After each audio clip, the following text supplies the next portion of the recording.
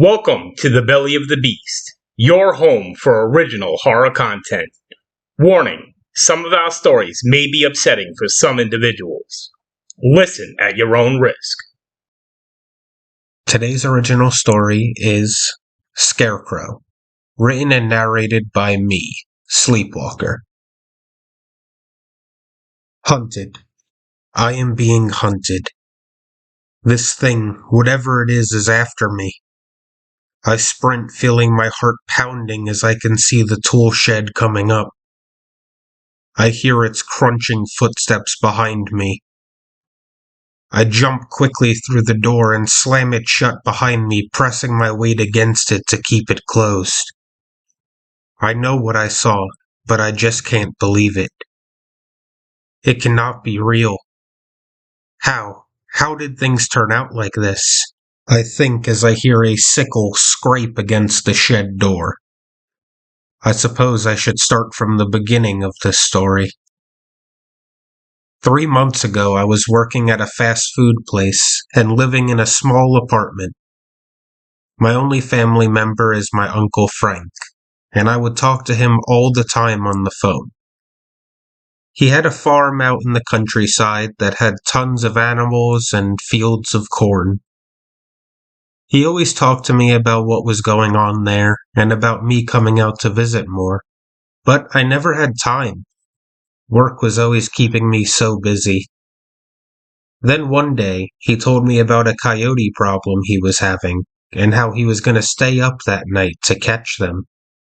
I wished him luck, and I went to work.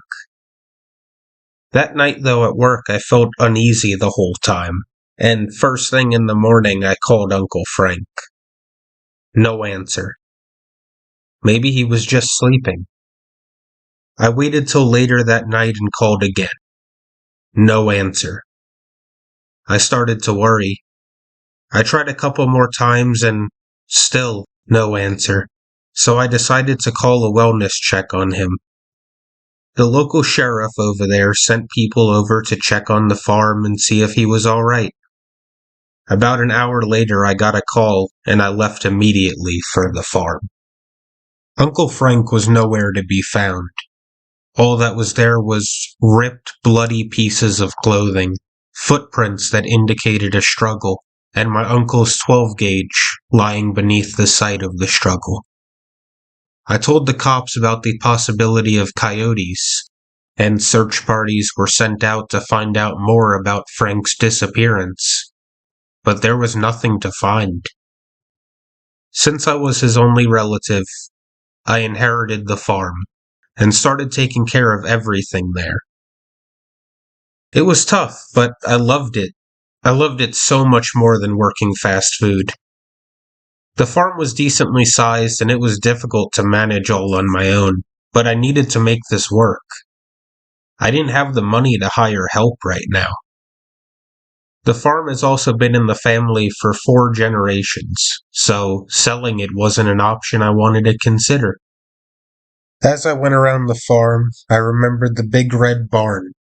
My mom and I had helped Frank paint the barn when I was 7. The chicken coop that always had a couple crazy hens that would peck you if you went anywhere near them.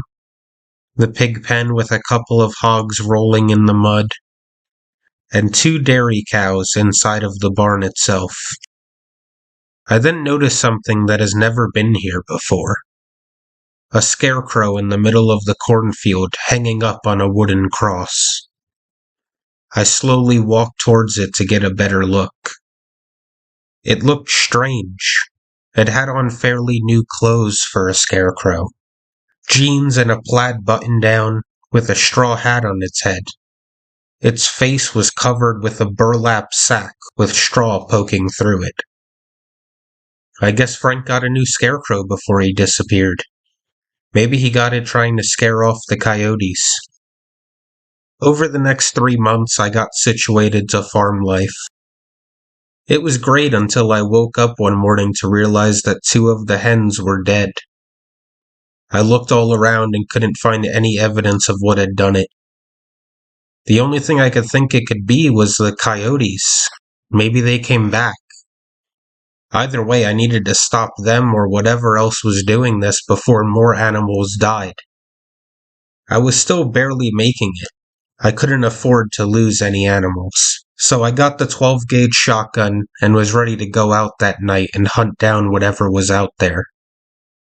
I sat inside of the barn next to the cows just waiting in case I heard something. After about 2 hours, I heard one of the pigs let out a loud squeal. I grabbed the gun and ran towards the pig pen, hoping I could make it there in time before the pig was killed. I wasn't prepared for what I saw when I got there. I turned the corner, coming into view of the pen, when I saw a man standing in the middle of the pig pen. He was wearing a plaid button-down with jeans and a hat on his head. Then I noticed a bloody sickle that he was holding while standing over the pig's body. He had his back to me and didn't seem to acknowledge my presence. "Hey, turn around," I yelled out to him, but he didn't react. "I have a gun pointed right at you. I suggest you turn around."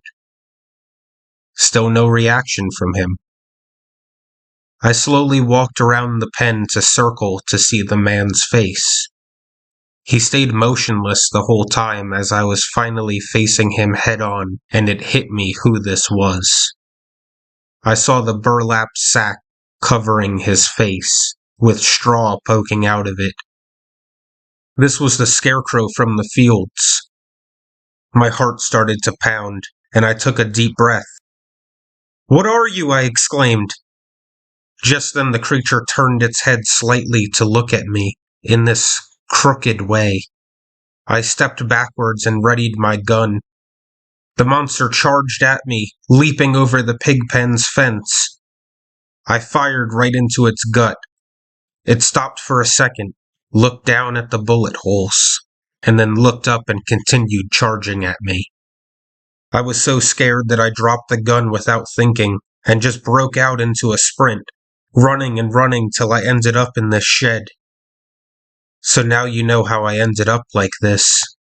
But I still don't know what to do to get out of here and live. I just waited there silently, and after about 5 minutes the scraping of the sickle stopped. I peeked outside and didn't see the Scarecrow. Now was my chance. I needed to run for the house. I need to get my car keys and get out of here. I need to go get help, or at least make it to daytime. I took a couple deep breaths and threw the shed doors open, then took off as fast as I could for the house. I didn't hear anything following me, or any noises at all. I was in the clear. I'm going to make it. Just then I felt my foot catch on a rock and I fell, tumbling, landing on my face. I went to get up when a sharp pain hit my lower right back, and then I felt it hook into me, lifting me up off the ground. The pain was so immense that I passed out. I woke up later in a groggy state. I quickly realized that I was unable to move. My arms were tied to the side of the cross that the Scarecrow is usually on. My body was still hurting so much that I couldn't do anything to help myself. I saw next as the Scarecrow slowly walked over to me and took off his hat. He then slowly took off the burlap hood. Looking at the Scarecrow's decaying face under the hood, I started to cry. "Uncle Frank?" Before I could say anything else, a sickle drove deep into my stomach, and then the Scarecrow. No, my Uncle Frank grabbed the hood and put it over my head, then placed the straw hat on top of my head. I could barely see through the sack. I then watched as Uncle Frank crumbled into a pile of straw and heard his last words. "It's your turn, kid." The police came to the farm a week later, after a neighbor reported that it seemed abandoned. All that they could find was the sign of a brawl, the shotgun by the pig pen, and bits of blood stained in the driveway leading up to the house. Right before they left, though, an officer looked at his partner and said to him, Hey, looks like they got a new Scarecrow. I hope you enjoyed today's story. Please like and subscribe as it will help us to continue to provide you with great content. Until next time, stay safe and avoid becoming one of the stories from the belly of the beast.